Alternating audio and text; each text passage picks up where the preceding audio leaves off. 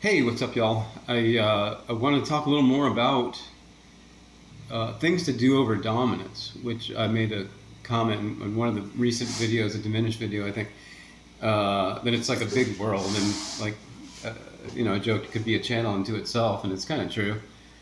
But one thing about dominant chords is we often alter them, especially in a 2-5-1 progression. Like I'm going to use I'll use key of D.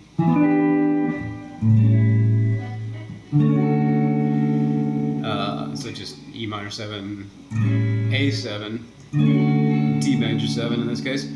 And so the altered numbers, when we talk about like an altered dominant, are a sharp 9, flat 9, sharp 5, flat 5. And so like with this A, we're going to be altering an A dominant. So I could put a flat 9. I could put a sharp 9, a sharp 5, or a flat 5, or in combination something like it's a sharp 5, flat 9. And it's a tense sound, but the purpose, of course, is to lead somewhere. So you want to create that tension so when you come home to the 1,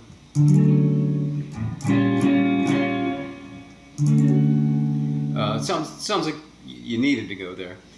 And so anyway, those are what the chords look like altered. There's many voicings, of course, of all those altered numbers added to the chord. But the chord doesn't have to be altered for the soloist to add those in. And so somebody might be playing a real straight ahead 2-5-1, but the soloist can feel free to add those in again, those altered numbers. And there's a bunch of things you can do. Lastly, with the diminished, we talked about the half whole scale. And with the diminished, you start a half step below the root of your diminished chord. Excuse me. In the case of a dominant, you play it right off the root. So in other words, if I'm playing an A7 chord and I want to alter that, I would start right on that. And you get 3 altered numbers out of that. Flat 9, sharp 9, that's just the third, that's in the chord. And you get a flat 5. So you get 3 altered numbers in one scale. So you can definitely play that as a leading concept in your soloing, in your improv. And then you can actually play the melodic minor scale in 4 different places relative to the dominant. I'll do just 2 for the video here, but I might I'll put a link to a little worksheet at the end in the comments. So one thing you can do is you can play a melodic minor a half step above the root of the dominant chord. So in that case, we would have and so again, a melodic minor is root, second, flat third, fourth, fifth, sixth, natural 7, it's a minor with a major 7 octave. You could play it, fourth above, whole step below, and so on. I'll give the worksheet at the end.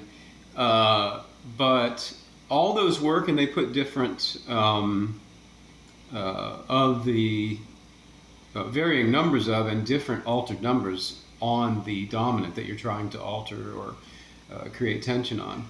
And I'll play a little loop here.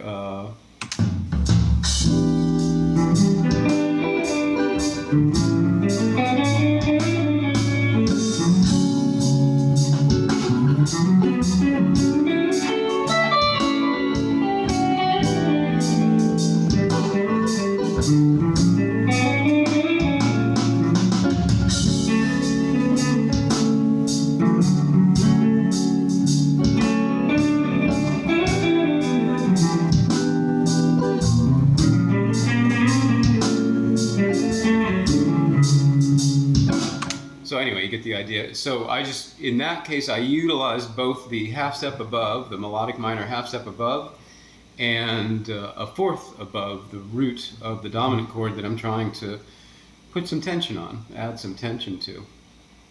And again, the half whole scale right off the root works. And so I will, again, there will be a worksheet, a link to a worksheet in the description. It'll show you, just so I'm just not talking about it, it'll show you what gets altered with each of those choices. Like, what am I doing to the dominant, in other words? What altered numbers am I throwing on the dominant? And then, just like a lot of the other recent videos, I'm going to have a link, or rather a clip, as soon as I'm done talking here, that will let you jam over it with all those scale patterns, as we've been doing lately. So here it is.